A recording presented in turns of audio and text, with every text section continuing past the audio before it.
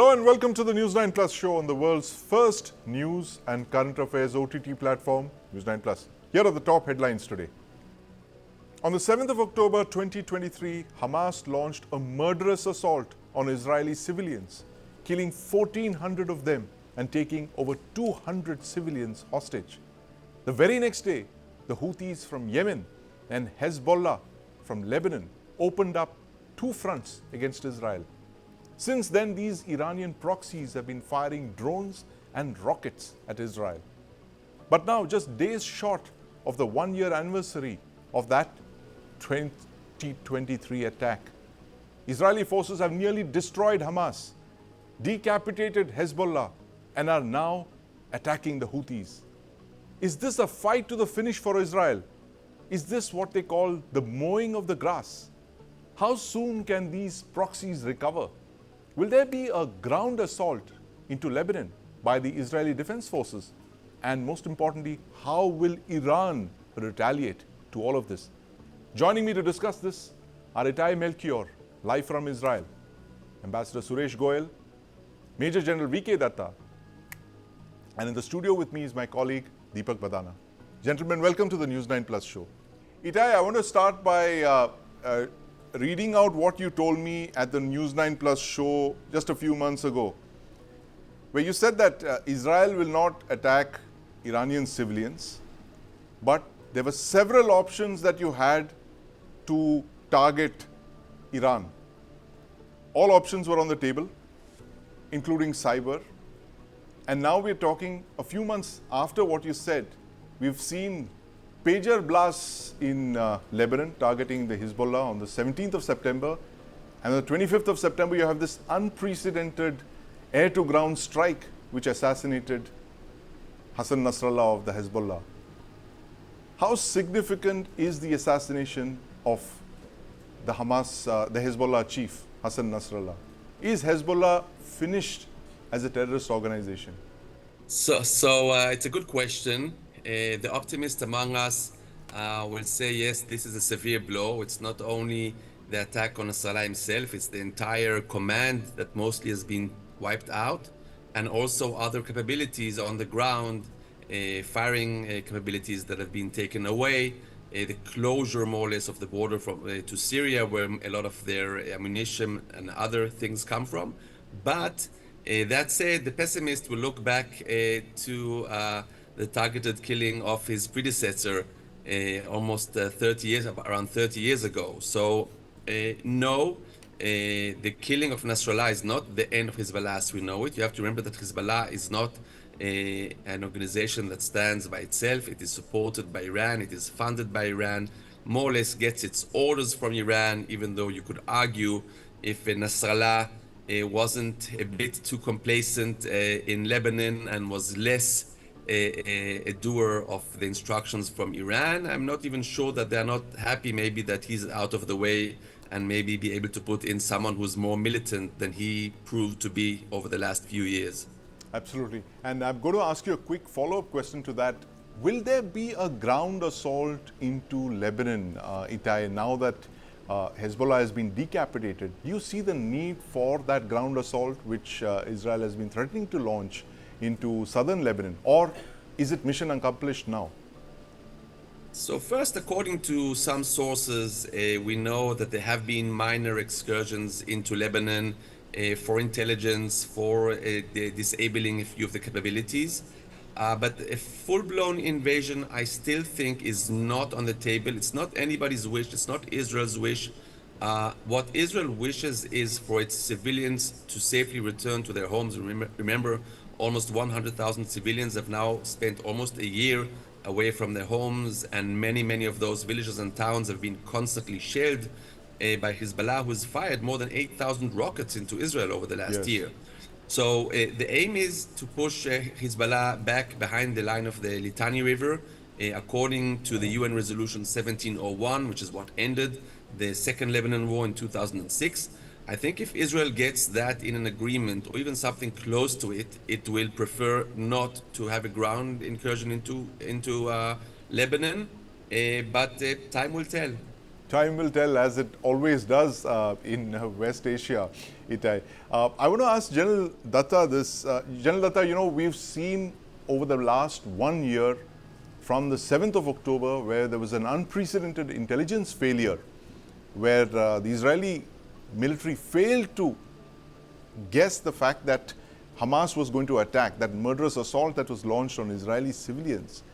Cut to September of 2024. September 17th, pagers go off, thousands of them targeting Hezbollah. And on the 25th of September, you see an air-to-ground strike of the kind that we haven't possibly seen in the history of counterinsurgency, where something like 80 bombs were used to target Hezbollah chief Nasrallah.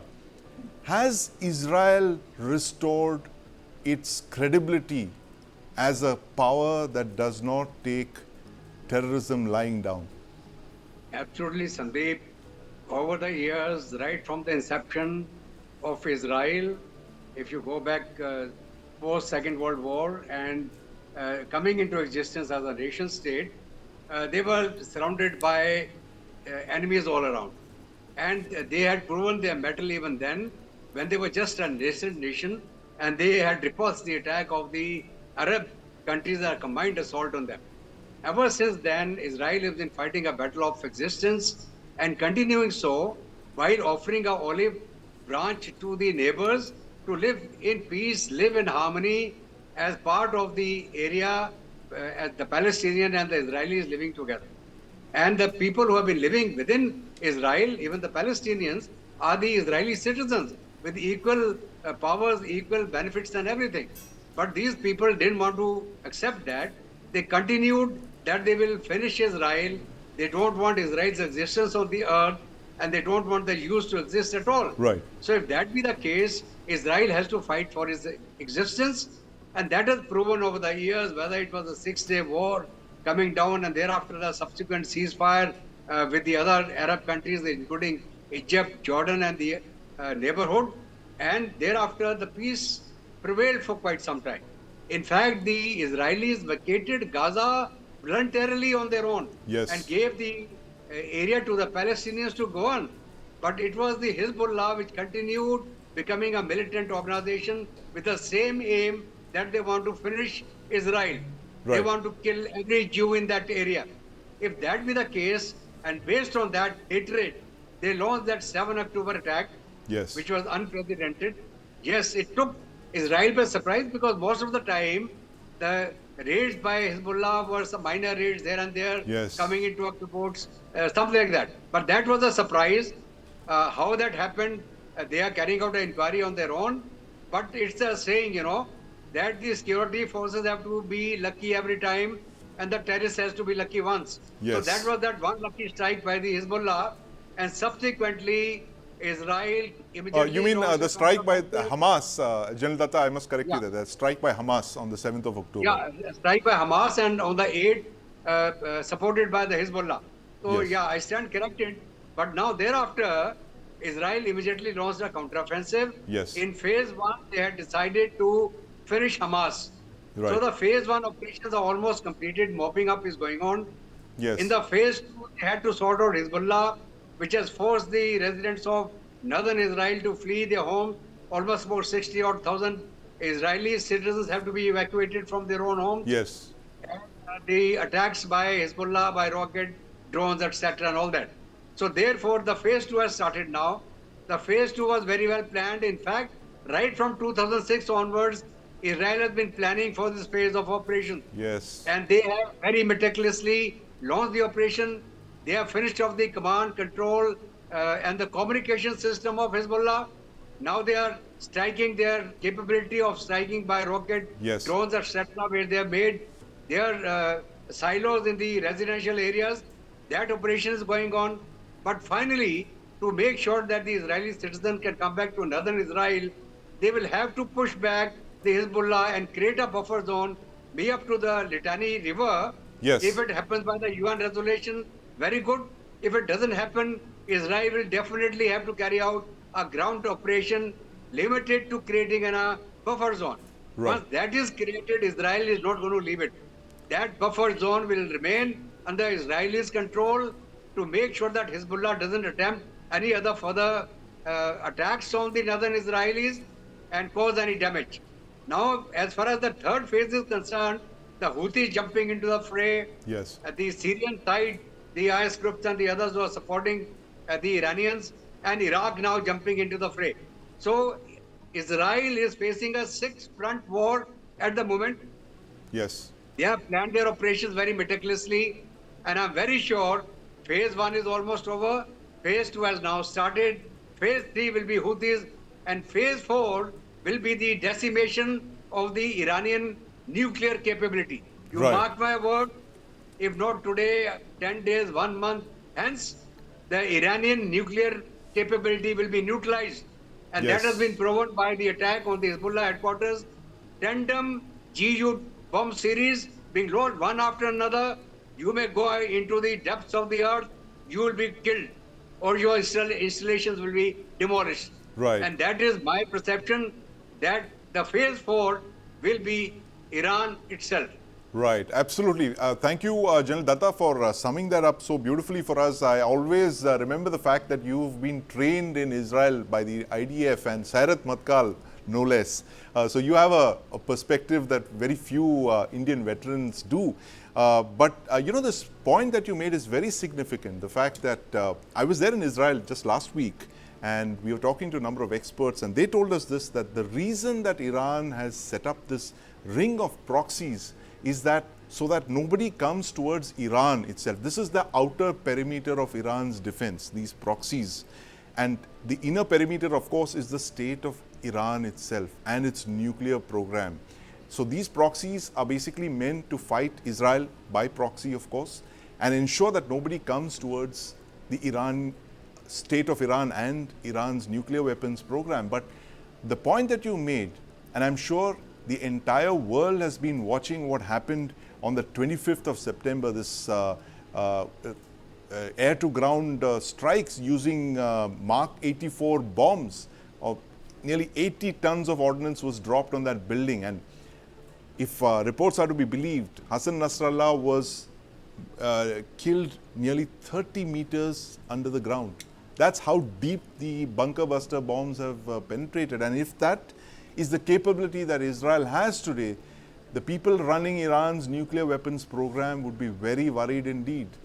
And Ambassador Goel, this point that General Datta made, that it could be Iran's nuclear weapons capability next, because from what we heard from firsthand from Israeli experts last week, they told us that Iran's nuclear weapons capability is a red line, and if Iran were to make a move towards the bomb, which they're very close to, Israel would strike immediately. Your thoughts on this? Iran is a very puzzling piece in the whole affair this time, I must confess. First of all, to answer your question about the Iran's nuclear weapon, I think Iran's nuclear weapon is like Kohinoor for Iran, or Right. Takhte-Taus, which they have got in their museum. And therefore, I'm quite certain that Iran's nuclear weapon program is going to be guarded very, very carefully with all the force Right. they have at their disposal. It's not just a question of the nuclear program, but it is a matter of the huge prestige Yes. between Iran and not Israel, but Iran and the USA. Because please do remember that Iran has faced sanctions for the last 20 years Yes. and lived through the sanctions for the last 20 years, basically to complete their nuclear enrichment and their nuclear program. Therefore, it's going to be very, very heavily guarded. So I don't even know whether it is going to be that easy to attack the nuclear program. It's not a question of simply using the heavy bombs as they used 2,000-pound bombs in the case of Nasrallah, Yes. deep penetration. But those are the bombs which USA had provided to Israel already. Yes. I believe that is what was used by Israel. Therefore, the question in the case of Iran's nuclear program is not simply the availability of weapons or the availability of the kind of ammunition that is going to be required, but intelligence, information.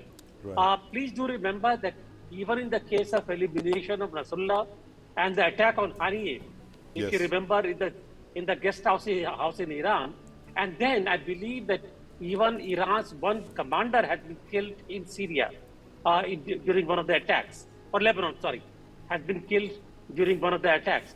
He has been eliminated, and a huge number. The point really here is, how is Israel getting all this intelligence? Right. One after the other, and almost all the source of the intelligence is claimed to be from Iran. Iranians who are supplying information to Israel, like in the case of Haniyeh within Tehran, Yes. when he was attacked. In the case of Nasrallah, the speculations are, again, the intelligence was provided by somebody from Iran. Now, how does it happen that all this information, intelligence is coming from Iran? And that is where the whole thing hinges really. I'm quite certain that if Iran has been lax or quote unquote allowed Yes. this information to be leaked to Israel, I'm very deeply suspicious about the whole thing. If this information has been allowed to come to Israel, I'm quite certain that Iran would be doubly cautious about any such information coming to Israel regarding the nuclear program. That is point number one. Point number two, even though that was not a question, but I just wanted to add, Yes. I'm seeing a huge period of instability Right. now in the Middle East. Sensex has dropped already 1,000 points. Yes. The oil market is going to be very, very volatile, simply for one reason, that even if Hezbollah capacity has been degraded severely, Yes. even if Hamas capacity has been degraded severely, Yes. please remember that the history of extremism in the Middle East Yes. has started by decapitation of 67, the capacity of the Arab state Yes. or the Arab people on the street to take on Israel. And therefore, even if Hezbollah is decapitated or degraded, Hamas or Houthis, there are already rumors Yes. that ISIS is showing its face again, both in Syria and Iraq. So are we going to face another period of emergence of other terrorist activities in the area? Right. And if that happens, how is that going to impact on the situation there? I'm worried about that. Right, absolutely. Ambassador Goel, thanks for putting that in perspective. The fact that the Middle East could be heading into a fresh period of instability, as Ambassador Goel said, Deepak. But one of the driving factors in all of this is Iran, and Iran seems to be awfully silent these days. It's been under several attacks. The ball has been in the court of the Iranians on several occasions in the last couple of weeks, and they have chosen not to react. Is there something that's on? Is Tehran stunned, puzzled, confused, or simply too stunned to realize what's going on? I think all of the above. So when news of the assassination of Nasrallah came about, Yes. there were feelings of shock and anger, obviously, in Iran. Yes. And as a New York Times report has revealed, so there are two sentiments which are prevailing. On one side, you have the moderates, Yes. who are cautioning against any rash decision. They're arguing that any misstep right now will play into the hands of Israel. Right. But then you have the hardliners headed by the Ayatollah and supported by people like Saeed Jalili, who are talking about building deterrence by acting before the Israelis Yes. do. So this is a question that Iran will have to answer sooner rather than later.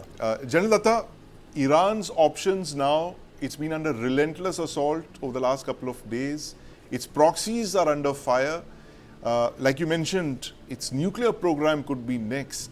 Why is Iran so awfully quiet these days? See, the thing is that if you remember the statement made by Mr. Netanyahu in the United Nations General Yes. Assembly, he said that anyone who attacks us, we are going to attack back. Right. And Iran should realize that there's no place in Iran which the Israelis cannot reach. Yes. So it was an indirect warning to Iran that you try anything more, we are going to Right. come back. Right. We are going to come and hit you. Absolutely. And not only yes. that, the Americans also warned the Iranians, don't jump into the fray after the assassination of Nasrullah. Right. So America has given a warning. America has also made a statement that America and the allies are going to stand behind Israel if anything happens to the contrary or any other people getting together to attack Israel. So, therefore, one thing is clear that the Americans are standing behind Israel. And therefore, now it is a grave situation for Iran how to save their face. Right. All the proxies are getting hit. Yes. They are being massacred by the Israeli defense forces, by the Israeli Air Force, and the Iranians have become a mute spectator. Right. What reputation is left of Iran now? Absolutely. Itai, why is Iran, General Datta, I'm going to ask Itai this question. Why is Iran so awfully quiet these days? They've been under attack. Their proxies are under attack. They just had a new president, and they've not responded to any of these attacks so far. Why is Tehran so awfully quiet? That's a very good question. I've been pondering it myself, and I have to say that I don't like the answer I came up with.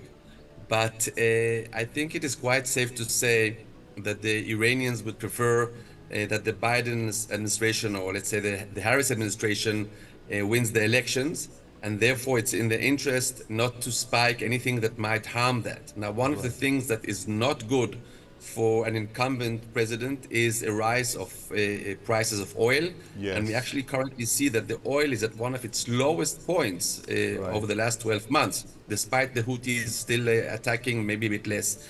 So it is certainly in the interest of the US administration to keep that low, and therefore a regional blowout is certainly against their interest. I just wonder what has been offered to the Iranians or promised to them after the elections if they do sit this one out quietly. So that is one point to consider.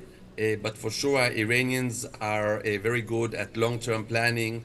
Yes. Sometimes they don't rush and do things in too rush a way. So we still have to wait and see about that. And I hope I'm wrong. But Right, a very interesting take there, Itai, the fact that we have to wait and watch. And Iranians are masters of the long game, and indeed that seems to be the case with what they've done, setting up these proxies so many decades ago, waiting for the opportunity to strike, but it's all coming unstuck. Ambassador Goel, quick point before we wrap. Yes, very, very briefly. You see, Iranian silence is very, very puzzling. Please do remember that when Hamas attacked on 7th October, Yes. Very, very terrifying thing, diabolical. Could they have done it without Iran's complicity? Number two, if they did that, I'm sure Hamas knew that IDF is going to come back heavily against them in Gaza, and they will practically destroy Gaza. That was a given, really. Yes. And despite all this, they took a chance. Could they do so without Iran's understanding of the situation? Therefore, I would say that Iran's silence is very, very puzzling. It is simply not understandable at all. And we may have few more pieces to fall in place before we can decipher what Iran is thinking. Absolutely. Spot on, Ambassador Goel. Iran's silence, very, very puzzling. Israel's just taken revenge for those attacks on its civilians. It's struck back at Hezbollah. It's neutralized Hamas, more or less. It's going after the Houthis. But the one question that we've still not got an answer for is, why is Iran silent? Why is Tehran silent? Why are those pieces, what are those pieces indeed that are yet to fall into place? Thank you very much, gentlemen, for joining us this evening. A very engaging discussion on Israel's revenge. This is a story we've been tracking very closely over the last year, and we'll continue to do so. Thank you very much for joining us. Deepak Badana, my colleague, continues to remain with me in the studio. Israeli Prime Minister Benjamin Netanyahu showed two maps at the UN General Assembly last Friday. One map was labeled The Curse, featuring Iran, Iraq, Syria and Yemen, painted in black. In contrast, the second map was titled The Blessing. It highlighted nations like Egypt, Sudan, Saudi Arabia and India in green. Now, the India, Middle East, Europe economic corridor that Netanyahu indicated on those maps was launched in New Delhi during the G20 summit last September. However, less than a month later, Hamas's attack on Israeli civilians sparked off a war that's still raging. And in fact, it's spreading. The theater of conflict is spreading. It stalled progress on the IMEC. India is already invested in a new port in Haifa, businessman Gautam Adani has bought that Israeli port. Now, can IMEC, this grand US-led connectivity project, link India to the Gulf and to Europe beyond that? Or is this to be shelved, given the kind of impact that we are seeing on the region now with an escalation in the conflict? Joining me to discuss this today are Dr. Swasti Rao, Associate Fellow at the MPIDSA, and Pramit Pal Chaudhary from the Eurasia Group. Welcome to the News9 Plus show. Pramit, what's your forecast for the IMEC? Have the hopes for it brightened after what Benjamin Netanyahu held out in the UN General Assembly, or is it work in progress? It's going to take a couple of more years before we can even start talking about it seriously. Well, as you know, it was only announced last year, right? The ITU2, which is the one that Israel, the United Arab Emirates, the US, and India had announced a few years earlier, had been already in play, if you wish. IMEC in many ways overlays on top of that. It adds a little bit more element in the energy sphere, for example. So IMEC, yes, it's on hold. In many ways, should we say, it has never really taken off because we haven't had time for it to come through. Right. But what we are going to be seeing, and I think we're seeing that definitely with both the ITU2 projects that are coming through even now, is that if you wish, the Western element of it, the Western so-called West corridor, is frozen because the Western corridor has to go through Israel, and Saudi Arabia has already said that we cannot progress until there's a Palestinian peace process. Absolutely, yes. And the peace they don't say that the peace process has to succeed. It's just that it has to have one. Yes. We have to see that. Right. So they're waiting for, if you wish, in my view, a political fig leaf that allows them to resume IMEC on the western side, which incorporates things like Haifa, Aqaba, the port in Jordan, the Etihad rail system running through from the Gulf into the Levant area. The Eastern Corridor, which is the part connecting India to the Gulf, however, continues. India had already announced, I think earlier this year, that they would continue their projects that they had lined up on the ports and infrastructure. The agro parks that are being paid for by the UAE are coming up one by one. And the trade between those two countries, UAE and India in particular, has blossomed. Saudi Arabia, we're waiting now for the Gulf Cooperation Council, FTA negotiations to be completed. We've done one with UAE, one with Oman.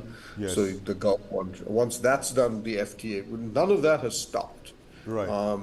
From what the media reports have said, UAE in particular has already signaled, and we saw bin Zayed visit India recently, the Crown Prince, that we are not slowing down on the eastern side of our program. Right. Saudi Arabia has many other things at play as well, but we'll see. I think we'll see something similar happen with them, their commitment. In fact, I would argue both Abu Dhabi and Riyadh are basically of the view that to show that our giant sort of strategic connectivity projects are still alive, despite Gaza, despite what's happening with Israel and Hezbollah, it is India where we have to show that we put in more money, if anything. Some reports say the UAE and Saudi Arabia are considering committing another $50 billion to these projects to show that this project is not dead yet. Right. Whatever anybody may think. Right. So this, Dr. Rao, this you see this as what Pramit just mentioned, the fact that the eastern end of all these projects will continue, while the western part, which is actually the chicken's neck, Pramit, the very crucial Saudi-Israel peace process that is so crucial to realizing IMEC. But, Dr. Rao, so the fact is that will IMEC be in the next couple of years a very diluted, a watered down version, an IMEC light, if you can call it just a IME without the E and C, Will that be a reality, given the fact how tense the situation is in West Asia currently? Your thoughts? Well, I mean, my thoughts are like this, that I think it's we are sort of always making a kind of a strategic error when we are referring to the eastern part as the railroad and the ship links and everything connecting India to the West Asian region, and then in the West Asian region we think that the IMEC ends. No, it was a G7 backed project. It was a Yes. PGII initiative, and ultimately you have to think of IMEC as three components. One is the component that links India to West Asia. Yeah. The other component is what is happening in West Asia, because if you're aware of the routes, Yes. once you've left Bombay and you've reached, West Asia, and then it changes. It goes inside Saudi Arabia, and from Saudi Arabia, then Yeah. it goes all the way to Haifa, right? So then there's this a dynamic which is within West Asia, which in my opinion is the second leg. And the third part is that how then it links to Europe. And Yes. unfortunately, whatever discussions we've been having in India somehow center around India and West Asia, and then it kind of ends at West Asia, because right now you know that the normalization that was underway, which was between Saudi Arabia and Israel, and all these, that obviously could not be completed, as Pramit pointed. Yes. And the other thing is that with all the peace proposition, which remains as fragile as ever when what is happening today between Israel and Iran and Lebanon and all this wider conflict Yes. that is happening, it looks very, very improbable that anything like connecting diverse geographies for economic benefit probably would come. But Yes. at the end of the day, you have to understand that everybody that was backing IMEC was actually people from the West. Okay, Yes.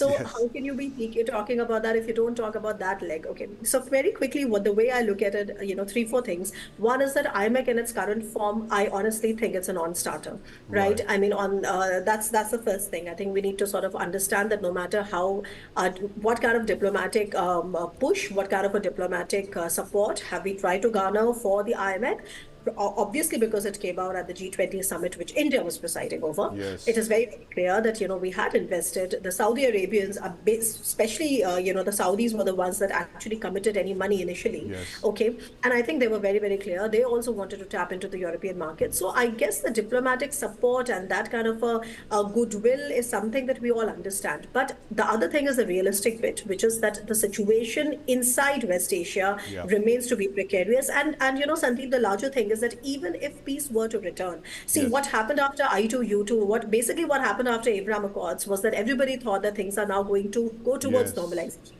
Then I2U2 came, and everybody went gaga and said that all right, now here we entering this new era of normalization. And Right. after I2U2, then came IMEC, and IMEC, the first idea came from Michael Kancham's study in Yes. 2021, which was about how can you sort of add to the economic dividend if you were to connect diverse geographies by that, by what he proposed. And all of that was sounding great till the time Hamas did what it did to Israel. And then, Right. as we know, the rest is history. And even after more than a year, we know that things are far from normal. In fact, the Yes. situation only getting more escalatory and more dangerous. So by that, even if peace were to return, what I wish to hear state is that even if peace were to return, Sandeep, it is going to be a fragile peace. And then it becomes very, very difficult, because remember, it's a PGII-backed initiative. If you look Yes. at how the financing for IMEC was to come, the financing was coming from de-risking private capital. How are you going to convince anybody in the world to de-risk capital in these regions? So this Yes. is, of course, in my opinion, a very complicated thing. But what I wish to sort of also convey, through your show, is that I don't Yes. think the government of India is sitting and waiting for the situation in West Asia to come back to normal or whatever remain normal. I think if you look carefully at how India has been ramping up its effort to connect to the European markets, right? Yes. So what you see is that the eastern leg of IMEC is working, and also the western leg of the IMEC is working, because Yes. India's Mediterranean strategy, when India is talking about not just Piraeus but also Thessaloniki today. Thessaloniki is another Greek port which is connected to the Three Seas initiative, which is about 13, 14 countries of Central and East Europe with a combined GDP of over 1 trillion. And these all these economies are connected by what is called the Three Seas initiative, which is basically again a multimodal connectivity corridor that connects all these economies. So India is looking at building ties with Thessaloniki, not just Yes. Piraeus, which is dominated by China. They are also now reaching out to Marseille, which is south of France. Now, because all of our trade right now to Europe is concentrated through Rotterdam and Hamburg, which are ports in Germany. So they are oversaturated, but we have new strategic partnerships. So we're looking at Thessaloniki in Greece. We're looking at Marseille in Paris, in south of France. We're looking at Trieste in Italy, which is another port. So what I'm trying to say is that I think that that what we demand right now, the demand of the time or the rational demand of the time is that we should let West Asia figure out its problem. India's officials stand on it, but at the same time, there is no reason why we should not be really trying to connect these diverse geographies in a win-win situation by trying to connect different ports, which are, from India's perspective, not yet dominated by China. So the way I look at it is that is the missing jigsaw that we often not talk about, which is about what is happening in the western side of the IMEC. The missing piece of the puzzle. And in fact, Dr. Rao, we were in Israel just last week, and that's also the sense that I got from the Israeli experts that we spoke to, that, listen, get along with the rest of the IMEC, fit in all the other pieces of the infrastructure puzzle, and then we can talk about that crucial West Asia part, which is still held hostage by what's going on there right now. But, Deepak, one wonders at the eerie timing of Hezbollah, or my mistake, the Hamas's attack on Israel in October 2023. Benjamin Netanyahu stands up exactly like this to the UN. He holds up this peace plan for the Middle East, a map showing the IMEC corridor, and it's announced in the G20 summit, of course. And then less than a month later, there is this huge attack on Israeli civilians, which completely disrupts IMEC and puts it on the back burner. Did Hamas actually do this to target the Middle East corridor with Europe?